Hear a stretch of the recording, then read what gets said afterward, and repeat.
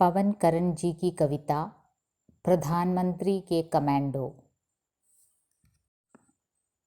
इस कदर बेमतलब रहना सिखाया जाता है उन्हें कि प्रधानमंत्री को हमेशा घेरे में लिए रहते उन्हें इस बात से कोई मतलब नहीं होता प्रधानमंत्री जनता से क्या कह रहे हैं। जिस वक्त प्रधानमंत्री बोले जा रहे होते हैं, कमांडो अपनी बिल्लौट निगाहों से लगातार देख रहे होते हैं हमें इधर उधर।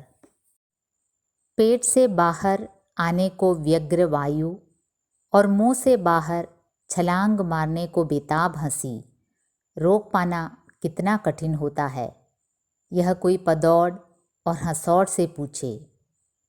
प्रधानमंत्री के सुनाए जिस चुटकुले पर जनता मुंह फाड़ कर हंस रही होती है, उसे सुनकर कमांडो के चेहरे पर हंसी तो क्या, मुस्कान की हल्की सी लकीर भी नहीं उभरती। प्रधानमंत्री के पढ़े किसी शेर पर जब सब दे रहे होते हैं दाद, उनके होंठ कसे हुए होते हैं। प्रधानमंत्री की किसी घोषणा पर तालियों की गड़गड़ाहट में शामिल होने उनके हाथों की उंगलियां हिलती तक नहीं। वे हमें इतने निरपेक्ष दिखाई देते हैं कि हमें लगता है वे कभी प्रधानमंत्री के आगे अपने भतीजे की नौकरी की दरखास्त तक रखने की नहीं सोचते होंगे। हम अपने प्रधानमंत्री को हमेशा उन्हीं से घिरे किसी परियोजना का शिलान्यास करते, किसी सेमिनार में दीप प्रज्वलित करते या फिर किसी पुल का उद्घाटन करते देखते हुए सोचते हैं, कमांडो के रहते हमारे प्रधानमंत्री की जान सुरक्षित है एकदम। कि प्रधानमंत्री को हरदम घेरे रहते वे कितने चुस्त दुरुस्त, सजग, चौकस और आश्चर्यजनक फुर्तीले हैं। कमांडो से घिरे हमारे प्रधानमंत्री हमें देखकर मुस्कुराते हुए दूर से हाथ हिलाते हैं। हम भी उन्हें अपनी तरफ हाथ हिलाते देख उनकी तरफ ज़ोर ज़ोर से हिलाते हैं अपने हाथ। मगर जैसे ही अपने प्रधानमंत्री से हम हाथ मिलाने की कोशिश करते हैं, कमांडो हम पर पिस्तौल तान लेते हैं। हर दम प्रधानमंत्री को घेरे रहने वाले और ज़रा सी बात पर हम पर गोली दाग देने के लिए तैयार कमांडो से हमें डर लगता है। क्या हर दम कमांडो से घिरे रहने वाले और हमारी तरह ही निहत्थे प्रधानमंत्री को कभी उनसे डर नहीं लगता? हम दूर दराज बैठे कमांडो से घिरे अपने प्रधानमंत्री को भारी भरकम प्रतिनिधि मंडल के साथ विदेश यात्रा पर जाते देखते हैं। प्रतिनिधि मंडल में वही लोग शामिल होते हैं जो प्रधानमंत्री से हाथ मिलाने में हो चुके होते हैं कामयाब। हम अपनी खाली हाथ अपनी जेबों में घुसेड़े कमांडो की तनी हुई पुस्तल को करते हुए याद प्रधानमंत्री को हवाई जहाज़ में चढ़ने से पहले मंत्रिमंडल के साथियों से फूल ग्रहण करते देखते हैं। प्रधानमंत्री एक एक कर सबसे मुस्कुराते, किसी किसी से थोड़ी थोड़ी बात करते, फूल लेते जाते हुए हवाई जहाज़ पर चढ़ने के लिए लगी सीढ़ी पर बढ़ते जाते हैं। प्रधानमंत्री को मिलते जा रहे फूलों को प्रधानमंत्री के साथ साथ आगे बढ़ रहे कमांडो करते जाते हैं खुद के हवाले। विदेश यात्रा पर जाते प्रधानमंत्री को फूल देने वालों में मंत्रिमंडल में शामिल वह बुजुर्ग मंत्री भी होता है जो प्रधानमंत्री को प्रधानमंत्री मानता ही नहीं, जो सरकार में नंबर 2 या अगला प्रधानमंत्री माना जाता है, जो ठीक प्रधानमंत्री के बगल वाले घर में रहता है और रोज़ सुबह सोकर उठते ही प्रधानमंत्री के घर में पत्थर फेंकता है। और प्रधानमंत्री के वे कमांडो भी उससे कुछ नहीं कह पाते जो प्रधानमंत्री से हाथ मिलाने की कोशिश करने पर हमारी तरफ पिस्तौल तान लेते हैं। प्रधानमंत्री न चाहते हुए भी उससे हंसकर फूल ग्रहण करते हैं।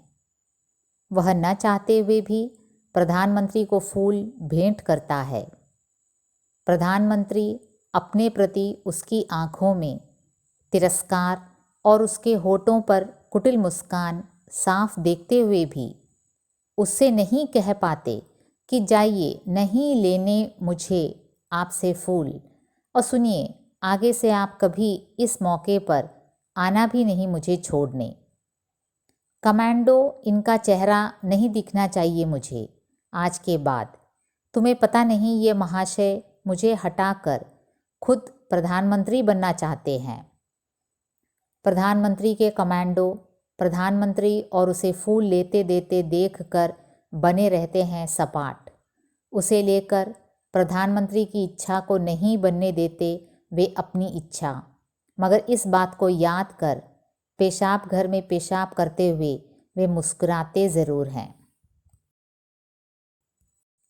दूर दराज बैठे हम सोचते हैं हमारे प्रधानमंत्री उन कमांडो से जिनसे वे हमेशा घिरे रहते हैं, ठीक उसी तरह कभी हंसी मजाक करते हैं जैसे वे पत्रकारों से करते हैं। कभी हमने उन्हें किसी कमांडो से बात करते देखा तो नहीं। चलो प्रधानमंत्री की छोड़ो, क्या कभी प्रधानमंत्री को खाली पाकर उन्हें चारों तरफ से घेर कर चलते कमांडो ही उनसे किसी बात पर बात करने की करते हैं कोशिश? क्या प्रधानमंत्री किसी कमांडो के बीमार पड़ जाने पर साथी कमांडो से उसका हाल पूछते हैं? उसके लौटने पर उससे कहते हैं, क्यों, क्या हो गया था तुम्हें, अब तो ठीक हो ना? हम जैसे दफ्तर के बाबुओं के यहाँ जैसे हमारे साहब चले आते हैं, क्या प्रधानमंत्री भी किसी कमांडो की बेटी की शादी में लिफाफा लेकर पहुँच जाते हैं? क्या कोई कमांडो भी इस तरह की इच्छा रखता है? कभी प्रधानमंत्री अपने काफिले को रोक कर पूछें, अरे रमेश, तुम्हारा घर तो इसी सड़क पर है ना, चलो आज तुम्हारे घर चलकर चाय पीते हैं। प्रधानमंत्री क्या उन सभी कमांडो जो उन्हें हमेशा घेरे रहते हैं के नाम जानते हैं? उन्हें पानी चाहिए होता है तो किसी कमांडो की तरफ देखकर वे सिर्फ पानी कहते हैं, या रणवीर पानी तो लाओ कहते हैं। और तो और वे कमांडो प्रधानमंत्री के इर्द गिर्द कहाँ कहाँ घेरा बनाए रहते हैं। क्या उस जगह के बाहर दरवाजे पर भी, जिसमें हमारे बुजुर्ग प्रधानमंत्री के पायजामे की गांठ अक्सर देर तक खुलती नहीं है, तब क्या प्रधानमंत्री उसे खोलने उन्हीं में से किसी एक को आवाज़ देकर बुलाते हैं? कमाल है कि अपने प्रधानमंत्री को तो हमने अक्सर ऊँघते सोते उबासी लेते देखा है, मगर प्रधानमंत्री को घेरे रहते कमांडो को हमने आज तक छींकते खुजाते नाक में उंगली मारते नहीं देखा। हम सोचते हैं हमारे प्रधानमंत्री कभी अपने कमांडो से हमारे बारे में भी बात करते होंगे। क्या वे कभी उनसे कहते होंगे, जहाँ तक जनता पर तुम्हारे बंदूक तान लेने की बात है वो तो ठीक है, मगर मेरा तुमसे अनुरोध है, कभी उन पर गोली मत चला देना।